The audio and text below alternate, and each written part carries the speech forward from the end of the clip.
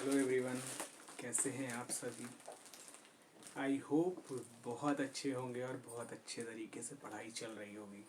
आप देखिए, लगातार उसी दृष्टिगत हमारी क्लासेस भी चल रही हैं और बहुत सारी चीज़ें हैं जो करंट ओरिएंटेड है। जीएस सेगमेंट जो है वो सारी चीज़ें हम धीरे धीरे कवर करते चल रहे हैं और जीएस और करंट को लिंक करके भी हम कवर करते चल रहे हैं। यदि आप रेगुलर जुड़े हैं तो आपको बहुत चीज़ों से आप लाभान्वित भी हो रहे होंगे। तो यदि चैनल पे पहली बार विजिट किए हों तो चैनल को लाइक कर लीजिए, वीडियो पसंद आ रहा तो वीडियो को सब्सक्राइब कर लीजिए और दोस्तों के साथ शेयर करिए। ठीक है, आप देखिए बहुत सारी चीज़ें हैं। मैं बहुत सारी लोगों को देख रहा था जो बहुत तनाव में रहते हैं कि पढ़ाई को लेके है सारी चीज़ें। एक चीज़ आप बताइए, या तो अधिकतम क्या होगा, सफलता या असफलता। लेकिन दोनों के जो पैमाने हैं, जैसे आपको एक लेटेस्ट एग्जांपल के माध्यम से आप समझिए। वर्तमान समय में जिस तरीके से अभी जो हाल ही समय में ठंड बहुत ज़्यादा चल रही है, तो इस समय आप धूप को ढूंढ रहे हैं, धूप खोज रहे हैं कि हमें धूप मिल जाए, आराम कर लें, गर्माहट मिल जाए। उसी तरह क्या होता है, जब जब गर्मी का मौसम रहता है तो आप छाँव की तलाश में रहते हैं। धूप बहुत परेशान होती है, लोग धूप में निकलते तक नहीं हैं। तो आप देखिए, दोनों का अपना महत्व है। समय के साथ में धूप का एक अपना महत्व है और छाँव का अपना महत्व है दोनों चीज़ें इम्पोर्टेंट। तो इस चीज़ को आप ध्यान रखिए। सफलता कोई बहुत बड़ी चीज़ नहीं है, लेकिन दोनों के पैमाने हैं। एक लाइन है, एक ड्रॉ लाइन बनी हुई है कि वो पार करके आप सफल हो जाएंगे और ना पार किए तो असफल हो जाएंगे। और एक चीज़ और है, आप लोग प्रेशर में बहुत हैं, तो अभी जो है आपके ऊपर सिर्फ आपका खुद का प्रेशर है जो आपके द्वारा तैयारी की जा रही है। आपकी यदि कोई समस्याएं हैं, बहुत सारे कोई अगर दिक्कत आ रही है या कोई तीन ज़्यादा काम हो गए तो आप इतना उलझ जाते हैं, आपको प्रेशर होता है। लेकिन वहीं आप एक चीज़ और देखिए, कल को यदि आपका जो मेंटल लेवल है, यदि वो इस लेवल पे नहीं आया कि बहुत सारी चीज़ें आप हैंडल कर पाएँ, क्योंकि कल को यदि आप प्रशासन में रहेंगे तो वो तो और सारी चीज़ें होती हैं, वहाँ पे होती ही होंगी। आपको पता ही है कि एक आपके सिग्नेचर से बहुत कुछ चेंज हो जाता है और एक चीज़ से लाखों लोगों की ज़िंदगी जुड़ी होती है। आपके द्वारा कही गई बातों का एक महत्व होता है, आपके सिग्नेचर का महत्व होता है। तो यदि तो उससे तो बहुत सारे लोग प्रभावित हो सकते हैं। जब अभी आप इतने असंतुलित हैं, जो सिर्फ आपके लाइफ में हैं, केवल अपनी लाइफ को मैनेज करने में, तो कल को कैसे आप इम्प्रूव कर पाएंगे अपने आप को कि आप बाकी लोगों के लिए बहुत नॉलेजेबल हैं, बहुत अच्छे हैं। कैसे आप साबित कर पाएंगे। तो जिस जगह पे हैं अभी आप, बहुत ही प्रीसियस टाइम भी है और बहुत ही अच्छा चीज़ भी चल रही है आपकी तैयारी में भी। तो अपने को ध्यान रखते हुए अपनी तैयारियों को, और जो आप तैयारी कर रहे हैं वो आपको पता है कि आप किस तरीके से कर रहे हैं। सिलेक्शन होगा या नहीं होगा ये भी आपको पता है, यदि आप अच्छे से तैयारी कर रहे हैं या नहीं कर रहे हैं। वो कोई कहने या न कहने से नहीं मतलब होता, आपको खुद पता होता है। तो इसलिए ध्यान रखिए, अगर आपकी लाइफ से दूसरे लोग भी प्रभावित हों, दूसरे के लिए आप एक आइडियल पर्सन बन सकें, तो आप तैयारी करते हुए साथ साथ, तैयारी के साथ साथ ऐसी चीज़ों पे ध्यान दीजिए जो आपके करियर को एक अगली दिशा में ले जाती है, आपका विकास करती है, आपको बढ़ोतरी देती है। तो इस चीज़ का थोड़ा सा ध्यान रखिएगा। क्यों? क्योंकि बहुत चीज़ें ऐसी हैं, जैसे मैं बार बार कह रहा हूँ, यदि आप उस तरीके से नहीं चले या जो आपके टारगेट्स हैं उसको अचीव नहीं हुए तो सिलेक्शन तो नहीं मिल पाएगा। क्योंकि जो भी चीज़ें हैं, जिस लाइन में भी, वो अपने आप में चीज़ें मेहनत मांगती हैं। कोई भी हो, पढ़ाई की हो या राजनीति हो या किसी अन्य जगह पे गवर्नमेंट एम्प्लॉय हो, हर चीज़ में आपको लग रहा है कि कल को आप प्रशासन में जाएंगे तो बहुत चीज़ें अच्छी हो जाएंगी, लेकिन उसके ऊपर भी प्रेशर होता है बहुत सारा जो है इस पद पे। तो इस चीज़ को ध्यान रखिएगा, जो जहाँ पे है उसको उतना ही प्रेशर है, और आपका जो प्रेशर है, आप सिर्फ पढ़ रहे हो, ये सबसे इजी प्रेशर है। तो ध्यान रखिएगा इस चीज़ को, सबसे आसान काम है। तो इसलिए बहुत अच्छे तरीके से करिए, यही चीज़ कल को सफलता में कन्वर्ट होगी। ठीक है, तो ध्यान रखिएगा इस चीज़ का। आई होप आपको सारी चीज़ें समझ में आती होंगी जो बताई जा रही हैं। तो यदि सारी चीज़ें समझ में आ रही हैं, और सारे वीडियोस के पहले हमारे एक इस तरीके से रिलैक्सेशन होते हैं, जिस तरीके से हम आपसे बात करते हैं, ताकि बहुत चीज़ें जो आपकी निजी ज़िंदगी से रिलेटेड है वो भी सुधार हो सके, वो भी आपको समझ में आए। ठीक है, तो आइए हम अपने विषय पे शुरू करते हैं, जो आज का हमारा विषय है। आज हम बात करने वाले हैं ब्रिक्स का। अभी हाल ही में विस्तार किया गया है, आपको पता होगा। इसकी जो घोषणा थी वो तो 24 अगस्त 2023 को हो गई थी, जो 15वीं समिट थी दक्षिण अफ्रीका में हुई थी, तो वहाँ पे इसके विस्तार की घोषणा हो गई थी। लेकिन अभी ये प्रभावी जो हुआ है 1 जनवरी 2024 से ये प्रभावी हुआ है, तो इस चीज़ को थोड़ा सा ध्यान रखिएगा। ब्रिक्स की जो अभी 15वीं समिट थी उसमें विस्तार के इस पे चर्चा हुई है। यदि हम बात करें ये टॉपिक, तो आपका यूपीएससी जीएस पेपर 2 से, यानी आपके आंतरिक सुरक्षा, आंतरिक संबंध, जो अंतर्राष्ट्रीय संबंध, इंटरनेशनल रिलेशन से जुड़ता है। जीएस पेपर 2 आईआर से ये जुड़ता है, तो ध्यान दीजिएगा इस चीज़ को। ठीक है, इंटरनेशनल रिलेशन से, और मोस्ट इम्पॉर्टेंट है। क्यों प्री के लिए भी इम्पॉर्टेंट है? क्योंकि ब्रिक्स का भी विस्तार हुआ है, और ब्रिक्स आप यदि देखिए तो हर एग्जाम में पूछता ज़रूर है कि ब्रिक्स की स्थापना कब हुई थी, इसमें देश क्या हैं। तो अभी इसका विस्तार हुआ है, इसलिए बहुत इम्पॉर्टेंट है। और इसमें अब जो देशों की संख्या हो गई, कुल 10 देश हो गए हैं। होने थे 11, अर्जेंटीना को भी शामिल होना था, लेकिन अर्जेंटीना ने इससे इनकार कर दिया गया है। तो याद रखिएगा, अर्जेंटीना जो है कहाँ का है, तो दक्षिण अमेरिका का देश है, तो याद रखिएगा, लेकिन उसने इनकार कर दिया। तो वर्तमान में इसमें केवल 10 देश हैं। ठीक है, तो आइए इस पर विस्तृत चर्चा करते हैं, क्या पहलू हैं, क्या प्रभाव होंगे सारी चीज़ों पे। तो देखिए, हाल ही में जो ब्रिक्स में 5 देशों को एंट्री हुई है इसमें अभी, और कुल संख्या अब 10 हो गई है ब्रिक्स की। ठीक, तो ध्यान रखिएगा 1 जनवरी 2024 से। यदि हम बात करें कि ब्रिक्स में जो नए देश जुड़े हैं उनका नाम क्या है, तो देखिए अफ्रीका कॉन्टिनेंट, यानी अफ्रीका कॉन्टिनेंट के जो हैं मिस्र हैं, इथोपिया हैं। यदि हम एशिया कॉन्टिनेंट की बात करें तो सऊदी अरब है, ईरान है और यूएई है। टोटल 5 देश हैं। सबसे पहले ध्यान दीजिएगा, मिस्र, इथोपिया, उसके बाद सऊदी अरब, ईरान और यूएई है। 15वीं समिट में इसको बोला, इस हिस्सा इसमें फैसला किया गया, और ये हुई कहाँ थी, तो दक्षिण अफ्रीका के जोहान्सबर्ग में हुई थी। 15वीं समिट जोहान्सबर्ग में हुई। समिट क्रमवार होती है, जैसे ब्रिक्स है तो जैसे इसके नाम है उसी के आधार पर ये समिट चलती रहती है और प्रतिवर्ष होती है। जैसे ब्राज़ील है, सबसे पहले ब्राज़ील, फिर रशिया, फिर इंडिया, फिर चाइना, फिर साउथ अफ्रीका। अब साउथ अफ्रीका हो गया, तो अब फिर नेक्स्ट जो है वो ब्राज़ील। तो इसी तरीके से ये चलती है, तो ध्यान रखिएगा। ठीक है, और जैसे अभी देश की हमने बात की, तो अब इसमें 10 देश हो गए। यदि हम बात करें ब्रिक्स की स्थापना क्यों हुई, इसका उद्देश्य क्या है, तो ये एक उभरती अर्थव्यवस्थाओं, जो इसमें केवल रशिया है जो विकासशील है, बाकी सब विकसित है, बाकी सब विकासशील हैं। रूस जो है वो विकसित इकोनॉमी है, बाकी सब विकासशील है। तो ध्यान रखिएगा इस चीज को। उभरती हुई अर्थव्यवस्थाओं में से देशों का ये संघ है, जो अभी तक ध्यान रखिएगा। इसमें ब्राजील, जिसकी स्थापना हुई थी 16 जून 2009 को, ब्रिक्स की स्थापना 16 जून 2009 को हुई थी। बात करें तो यदि इसका हेडक्वार्टर कहाँ है, तो शंघाई चीन में है, याद रखिएगा। और जो दक्षिण अफ्रीका है वो 2010 में जुड़ा था, इस चीज को ध्यान रखिएगा। बात करें यदि दुनिया की लगभग 42% आबादी, आप देखिए चीन, रूस, जो भारत और चीन है, अपने आप में कितनी ज्यादा पॉपुलेशन है। तो ध्यान दीजिएगा इस चीज को, जो भारत की 42% आबादी का प्रतिनिधित्व करता है, जो ब्रिक्स समिट है, इसमें जो 5 देश के प्रतिनिधित्व मिलते हैं, जो शीर्ष नेता हैं, वो अपने आप में 42% आबादी का प्रतिनिधित्व करते हैं। साथ ही बात करें तो 24% वैश्विक जीडीपी का, ग्लोबल जीडीपी का 24% का प्रतिनिधित्व करती है। साथ ही बात करें तो यदि हम कारोबार में, तो लगभग 16% का कारोबार का प्रतिनिधित्व करते हैं। 16% व्यापार ब्रिक्स के देश हैं, इनके माध्यम से चलता है।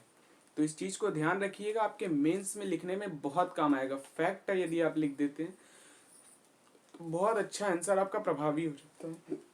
बात करें यदि इसका महत्व क्या है, तो आप देखिए भारत का एक समय थी, भारत की स्थिति में लोग भारत से के यहाँ आने, यहाँ निवेश करने, यहाँ तक कि यहाँ के नेताओं से मिलने तक से कतराते थे। लेकिन वर्तमान जो हमारी मजबूत सरकार और इसका जो प्रतिनिधित्व है, धीरे धीरे आप देखिए, अभी हाल ही में हमारे यहाँ आपने देखा होगा G20 की समिट हुई।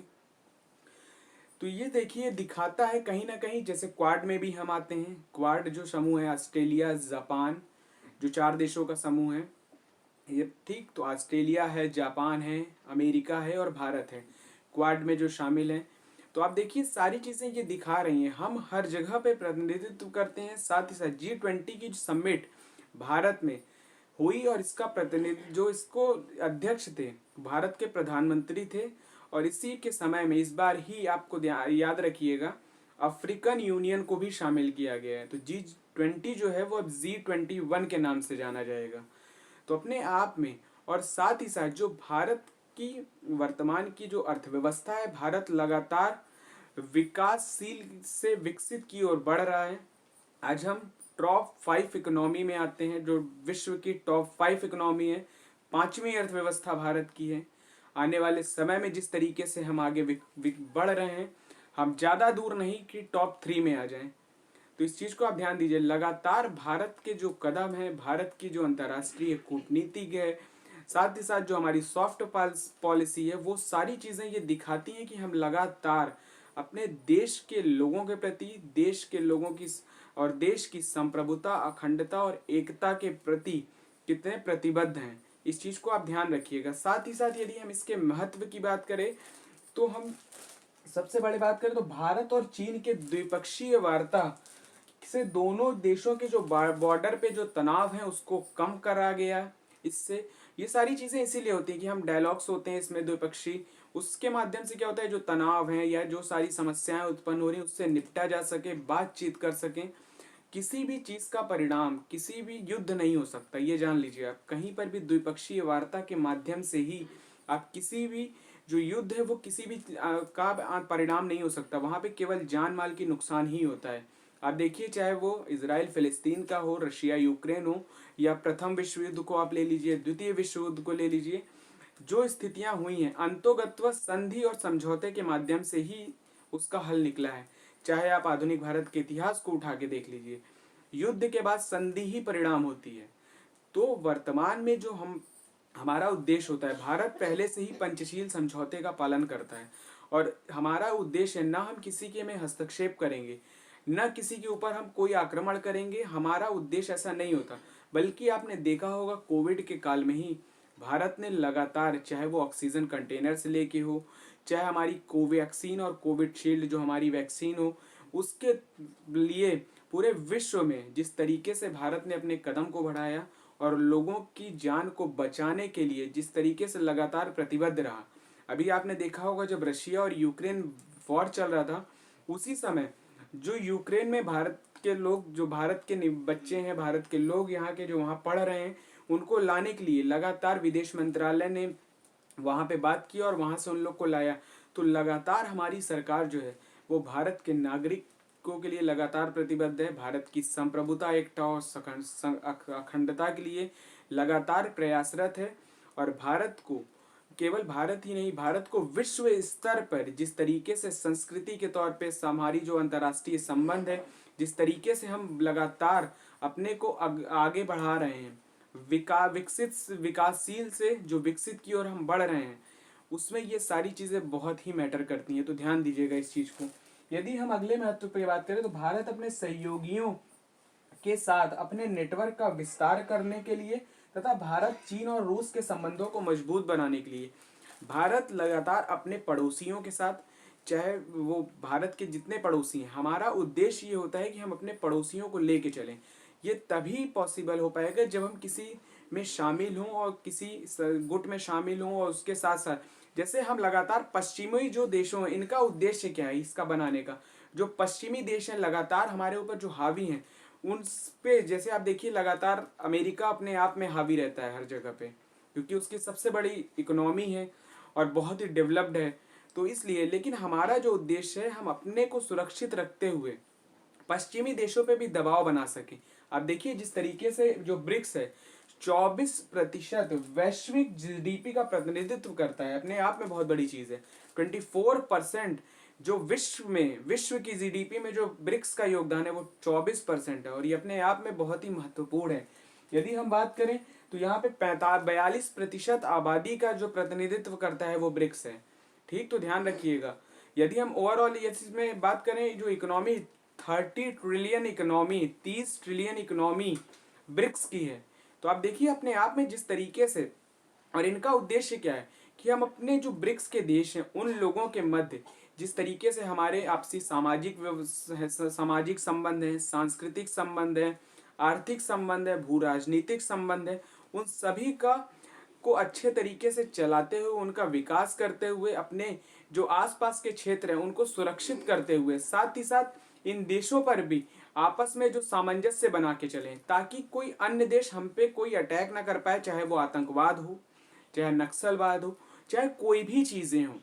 हमारे यहाँ जो स्थिति होती है, आप देखिए भारत के अंदर में बहुत सारे जो तनाव की स्थितियाँ हो जाती हैं, उन सभी से आप देखिए, जब हम किसी जगह पे, यदि हम किसी मंच पे हैं या कोई सब चीज़ पे, तो हमें ये देखना पड़ता है, यदि हम किसी मंच पे हैं या कहीं पे लीड कर रहे हैं, तो हमें ये देखना होता है कि हमारा जो आंतरिक स्थिति है वो भी अच्छी हो।